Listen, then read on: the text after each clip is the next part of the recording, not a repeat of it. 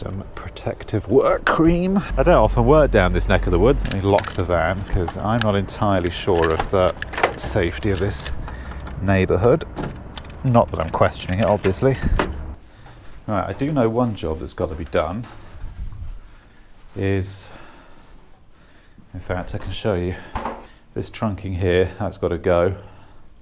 And it's got to be cut about there, and I've got to put a socket vertically in the trunking. So this has got to go. And exactly the same with this trunking here as well. That one's going. Where the panel is, got to cut it, put a socket up there, so this all goes. I wasn't actually aware we had to do that, so I'll try and do it today. I might not have time though, it depends how I get on. Because the other job I've got to do is up here. A few of you were telling me about the flicker that's on the screen, which I've been getting since day one, and I've never ever got round to adjusting it. Ta-da! Look, it's fantastic. No more flicker. It's fantastic. But anyway, 1, 2, 3, there's about 16 light fittings in here. 1, 2, 3, 4, 5, 6, 7, 8, 9, 10, 11, 12, 13, 14, 15, 16. So they've got to be changed. They're actually the old style, the fluorescent tubes, these ones here. So those are coming out completely. We're going to ditch them. And those are what are going in, which is just like an LED panel. They're quite nice actually. They're a lot slimmer than I was expecting. And you've just got the little plug on the end. You put your driver pack on and that's it. You're off and away. And I've got to try and make some sense of what all this is. I think it's got the big click connectors up there in the ceiling. So I think I've just got to unplug it from there, untangle this spaghetti, and then I can work out what I'm going to do. But there's another one over there, which I've got to get to. So this is actually the plan. So those are the driver packs for the LED units, and we're just going to use these MF connectors, these quick connectors. I'm a lover of these piano connectors. I think they're ever so good. I really like them. These definitely beat the old-fashioned connector blocks, and that's actually the finished result there. So that's what you'll have, the driver pack, and then it'll just go straight into an MF box like that. But going back to this age-old argument, you know, we've been having this thing of how far do you go on a job? This is a classic example, because if you look at the ceiling space, right, you've got all your baskets, studs, hangers, as you would normally have it in a setting like this. And I don't know if you can make it out. Just there, that's the click connector. So there's one, and the other click connector is just there, right? But again, all the cabling's just draped above the suspended ceiling, which it has been in there. That's the other classrooms, all the way back over there. Everything's just been draped straight onto the ceiling grid like this. But it does beg that question, how far do you go? Because like I've got to disconnect. I mean, what I'll probably end up doing is these are going to be thrown out. So I'm just going to cut these, put those maintenance free boxes on this cable, and then just drop the new LED panel in. And I think what I'll do, these are the wire hangers. For the time being, I'm just going to take all of these cables here. I'll just zip tie them for the second. I'll just zip tie them onto these steel wires here, just to at least keep them off the ceiling grid.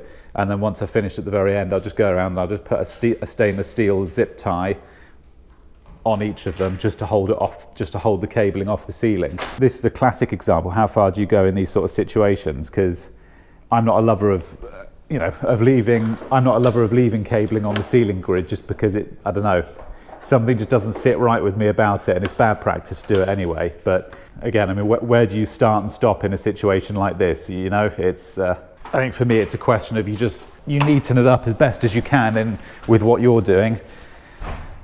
And you just let them know, when you finish the job, you just let them know, look, the cabling there isn't ideal, it needs to be tidied up, and it's just something to make them aware of. But yeah, I mean, you can see the other rooms up there, it's all exactly the same. So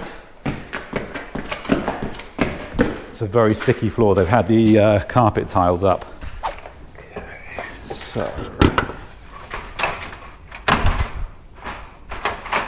I believe this guy has to skip outside for all of these.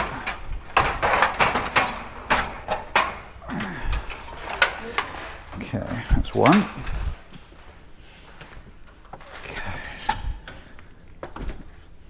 Okay. These are super thin. That's quite neat. They've got little locking connectors. I thought these were just push together connectors, but they're not. They are. So that's actually that's the finished result. These panels are super light. There's just no weight to them at all. And that's how we've ended up doing it. Just the flex comes in, from the click connector over there, down here, yada, yada, yada. And that's it. You just put an MF box like that, 2 clamps, something along those lines. A few inches later. Right, there wasn't much point in me showing you changing all these light fittings, but they are in and done and flicker free now. So yeah, it's amazing the difference how bright the room is when you compare it to the old T5 tubes which we took out. So those are all in. So next job, I wasn't actually expecting to do this, but there's 4 of these bulkheads, one here, one over there, one there, and one just there. I've actually just taken this one off the ceiling because what we've got to do, these have got to come out. On the back is just like that. And we basically just got to take this fitting off. And then over here, the handyman here has left 4 of these new doofers. So you just got to swap them over. I'll show you downstairs quickly, down in the intake room, because this is actually supposed to be a kitchen. This will be like a culinary room, kitchens and all that sort of stuff for all the learners. Okay, so that's the intake. Obviously it's all caged off, but I've, fingers crossed, got some other work to do here. I'll show you quickly what's got to be done. So that room upstairs that you saw is going to be a kitchen. It's going to be like a home economics room. So the plan, we're just going to bolt a load of new RCBOs in because there's 8 hobs and 8 slot-in ovens going in. But there's plenty of, we've got more than enough space here to fit our RCBOs in. We've got 200 amps there and 125 there. So it's 8 hobs, which I think they're not going to be the big 6 burner hobs. I think they're just going to be the 2, you know, the little compact ones you get in studio flats and stuff. I think they're just going to be the 2 burner hobs. So that gives you a gauge. Just wanted to quickly show you in here of, you know, what it is we're actually doing in here. Keeps you fit working in schools as well. That's the other thing, because you're permanently on your feet. If you're, sorry, there's a smudge on the lens there. If you're young, coming into this industry, or you've just never done emergency lighting, this is basically what you get behind one of these fittings. Now you can get maintained and non-maintained fittings. Now this one here is like a buying model. You can have most emergency light fittings, you can have a choice of both. So you have live, neutral and earth, as you can see, but you've also got an extra terminal there, which is L1.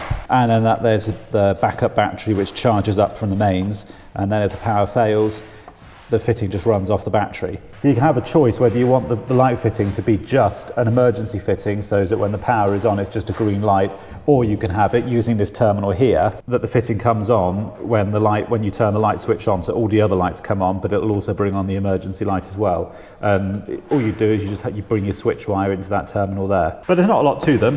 It's a pretty straightforward design. There's not, you know, I mean the power's actually off now. This is just running off the battery backup. But the LED ones are very common now. You can still buy the emergency fittings with the T8 tubes, the little small thin tubes. You can still buy them, but these make personally I think these make much more sense to fit now as standard. I'm just going to move some of these tiles over. I'm just going to show you very quickly. Yeah, so these are basically I call them click boxes. You have your feeds coming in at the bottom here, and they're super simple. They're great for things like commercial applications where you want to just if you just want to unclick a light. Car dealerships use these loads because when they've got new cars coming in and out, let's say that emergency light there, I want to change it and I want to move it over there because I want to put a stud partition in. It's a complete doddle with this, really, really simple. So for domestic use, these don't actually have, I mean, you can use them in a domestic setting, but it's not really any point. It's much, you know, for the cost of these, they're much more suited to commercial applications like this. And they just use a couple of basket brackets and they just bolt it straight to the bottom of the basket, and then all your cables just run off down there to wherever they've got to go. Right, I haven't been able to get much footage here, but you've seen roughly what I've got to do. So that trunking's all come off now, that's all gone. There were some data cables, just left them just tucked up out there. I don't want to cut them off because I'll probably want to use them later on for something. So I've just zip tied them up out the way up there. And I believe they want to have one socket here just for a cleaner. I don't actually know the reason why they want to take this trunking off down here. I don't know. I think it's been subject to too much damage, so they're just taking it away. And we've just got to put a stop end here, which does remind me, I have try as I might. In fact, if I spin the camera around, you'll see it. Try as I might to track down this trunking. I wanted to try and get an end cap for this. I went to Cities, I went to Edmondson's, and both of them turned around and said, we can't source that product, which is the first. I've never ever had that. So if anybody knows where you can get it, leave it in the comments below, because I'd love to know. But yeah, basically that socket would just stay there. I'll just disconnect the other end of the leg here because it's just a radial, so that'll come out. That's basically it. And I've just got to do the same again out here with this one. So this trunking will go. Those are all the light fittings. They've got to go in the skip in a minute. And same again, socket somewhere around about there. And that's their fire alarm panel. Not allowed to work on that yet because somebody else has got that under contract, but second their contract ends, it's got my name written all over it. Talking of which, I thought these are cool. These illuminated door release buttons. I thought they were very, in fact, no, the motion sensors are all on. I was going to turn the lights off, but you can see what they're like. I think that's really cool. So when they're at night time and it's dark, these just give a nice green glow. I thought that was really clever. I like that. As you can see, they're particularly delicate with the fixtures and fittings here. I think it keeps the handyman here in a full-time job, to be honest. It is actually quite a cool skyline here, to be fair. You know, there's definitely worse places I could be working right now. To be fair, I didn't think removing waste would be so fun. Right, before I go, what I thought was a worthwhile thing to do, we haven't done a pricing game in a while, so let's do one now. What should we call this? Thomas Nagy's pricing game.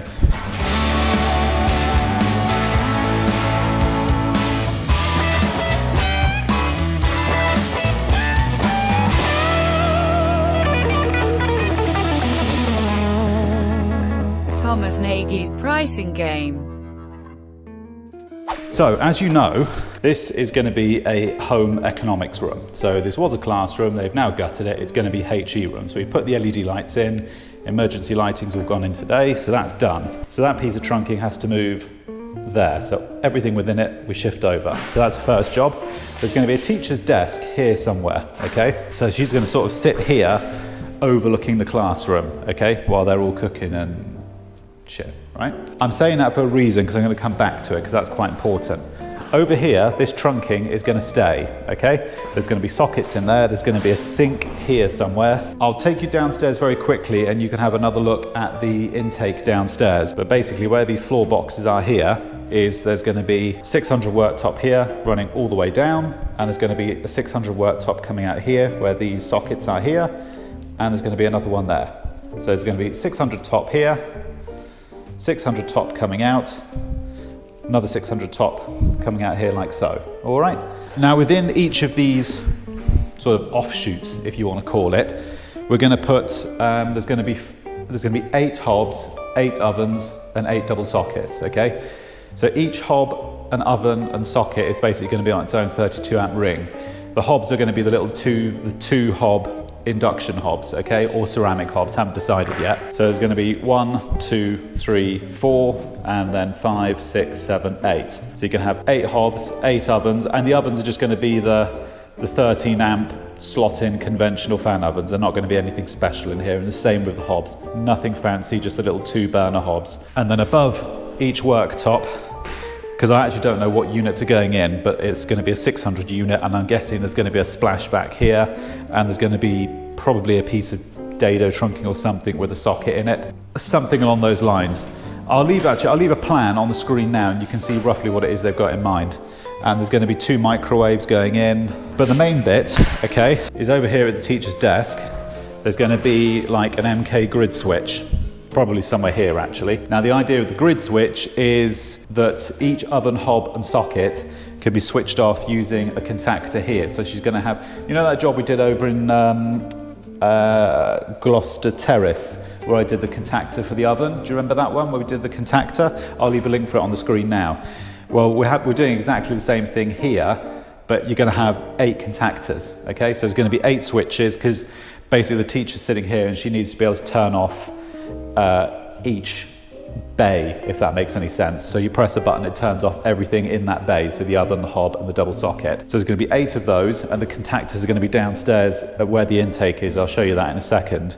But also there's going to be a mushroom button, an emergency off button, so you just punch that button and it will just shut off everything in the room, all the power for the ovens, hobs, sockets, it just shuts off all of it. So you've got 8 contactors for each bay, and then you've got a mushroom button to turn off everything. So that's what we've got to wire in. So there's going to be a piece of dado here, and you need your 8 switch wires to come into a grid somewhere there, okay? Access above the ceiling is pretty good. There is pretty reasonably good access. The fuse board, the main intake is probably about if you allow 10 meters in this direction. I'll take you downstairs now and I'll show you.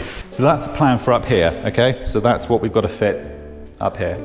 So the intake is about, if you allow 10 meters of cable from that room, you probably want to allow more, but just say 10 meters, okay? So that home economics room is literally just above, it's literally right above us. It's above our heads. So this is the art room, but the home economics room is literally, it's above this ceiling here, and the intake's just there. So it is actually, it's relatively straightforward. In fact, you can see there, that's the hole where all the cables come in and out. So we've got an Eaton board, plenty of spare space, okay? In fact, there's another board there, and the one that you've got that board there, you've got plenty of spare space in this one, and you've got this one as well. So there is enough capacity. You've got a 3-phase supply here and another one just there. So there's plenty of space, but allow for RCBOs as well, okay?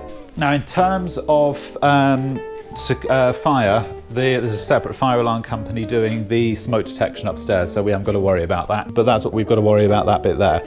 And what I was going to do, where that trunking is just there, the steel trunking, I was just going to put a separate, in fact, where that grey patch is there, I was just going to put a separate DB there and just put all the contactors inside that rather than fill up the board. I was just going to put a separate one for all the contactors and run a supply from that into the board just to keep it neat.